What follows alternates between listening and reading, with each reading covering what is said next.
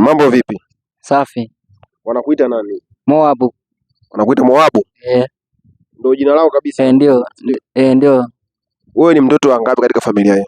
Wa mwisho. Ni mtoto wa mwisho kabisa? Ndio.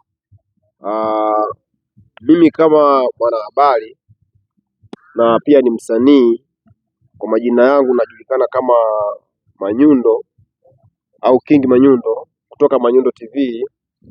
Ni msanii wa kuchekesha. Kwa kipaji nilichokuwa nacho mimi na kiona kabisa na wewe unaweza ukawa nacho hicho kipaji.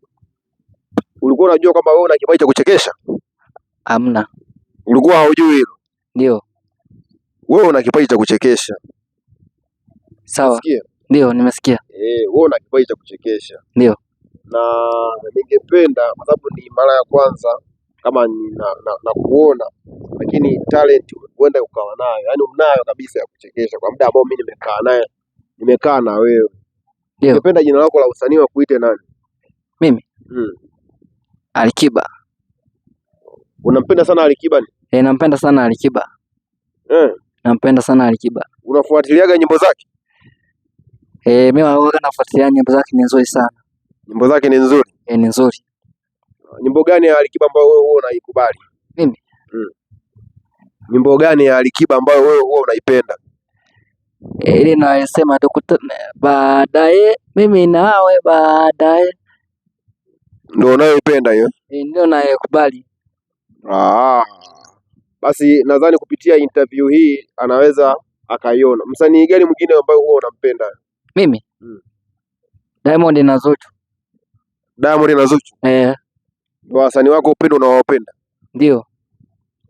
Nyimbo gani ya Diamond ambayo wewe unaipenda sana? Mimi? Unaweza ukaiimba nyimbo ya Diamond unayokumbuka wewe? Matatizo yatakwisha, ipo siku tayasahau, vumilia, yana mwisho, ipo siku. Nyimbo gani nyingine ya Zuchu ambayo wewe unaipenda? Mimi? Nyimbo ya Zuchu nayo ambayo unaipenda. Tumesema unakubali wasanii Diamond na Zuchu na Alikiba? Ndio, nakubali. Nyimbo gani ya Zuchu ambayo wewe unayoikubali?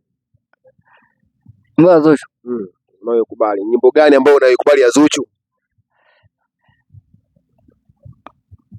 Shaisahau. Basi mimi naamini una kipaji. Na mashabiki, unawaambiaje mashabiki ambao wanaohitaji kufuatilia kupitia Manyundo TV? Unawaambiaje mashabiki?